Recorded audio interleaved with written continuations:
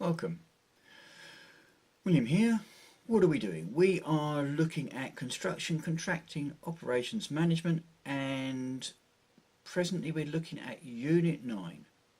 The title, Specify and Control Production Documents in Construction, Contracting, Operations. I'm going to repeat that. Specify and control production documents in construction, contracting, operations.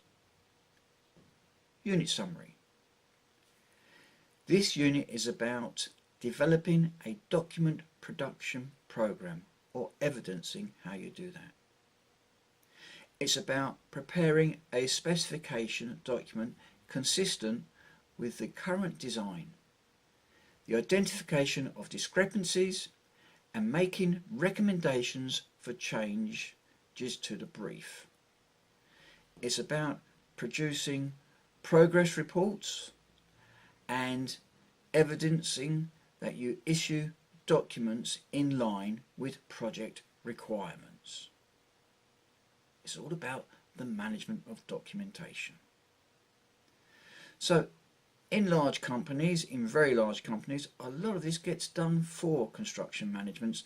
They will have a document controller. But in smaller companies, a lot of the responsibilities of this type of work, controlling documents and managing documents, falls to the project manager and the construction manager. Typical unit evidence requirements, and by the way, this has a credit value of 18. It is one of the largest units in the qualification, so I think that gives it, that shows how important this unit is, or how important this area of management is. Typical evidence requirements for this unit are specification, schedules, registers, RFI registers, drawing registers, change registers, drawings, bill of quants, health and safety plans, construction phase health and safety plan, RAMs, health and safety file, and even induction procedures. All of these types of evidence are of value and valid in this unit. The learning outcomes. There are usually 4 learning outcomes in the units. In this one there are 6. So the first one, be able to specify production document requirements. Number 2, understand how to specify production document requirements. Number 3, be able to prepare prescriptive specifications. They prescribe what must be done, how and when and to what degree. To what standard even. Number 4, understand how to prepare prescriptive specifications. 5, be able to control and monitor project information. And 6, understand how to control and maintain project information.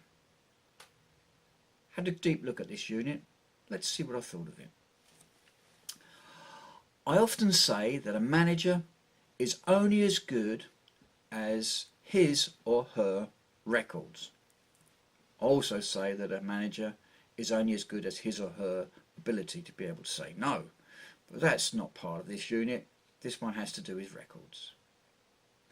This unit is not only about keeping records, but it is also about constructing prescriptive management documentation in a recorded, systemized fashion that can communicate clearly what has to be done where, when, how and why through a company standardized procedure which takes into account the views and controllings of what I call significant others, which are the senior management and stakeholders. As mentioned, in large companies and organisations there will be an appointed document controller who will keep document registers, adding revised documents to those registers and registering new documents with a revised note or code with a specific revision stating what the changes were.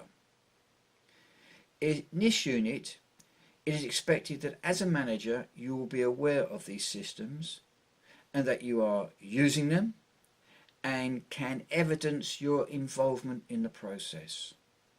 It is a large unit, and the subject matter, as described in the title, specify and control project documents in control contracting operations management, is explored in some detail.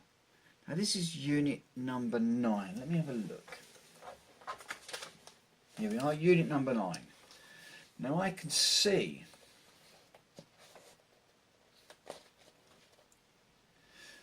that I've gone to some length in preparing the podcast scripts, the audio podcast scripts, which go into detail of all the learning, in all the learning outcomes for the assessment criteria.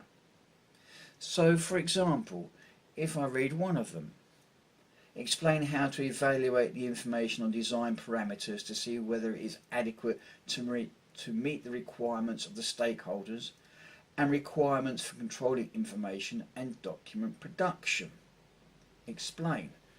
That's just one of the assessment criteria. Let's see what guidance you will hear on the podcasts. This is a two-part assessment criteria.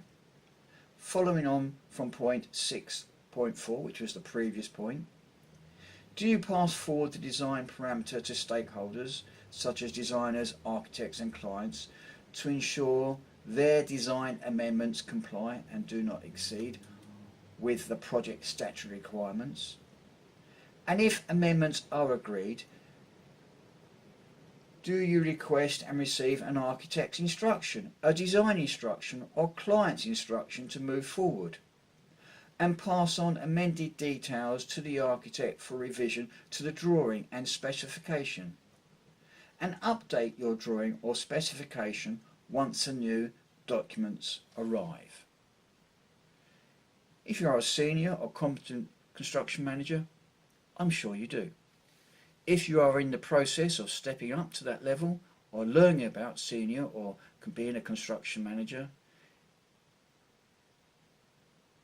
take the opportunity and make yourself or make those guidance podcasts available. They are a great learning resource, and if you take hold of the podcasts which are available, number one, you will learn how to be a construction manager and learn fully about all the learning outcomes in this unit and in all units.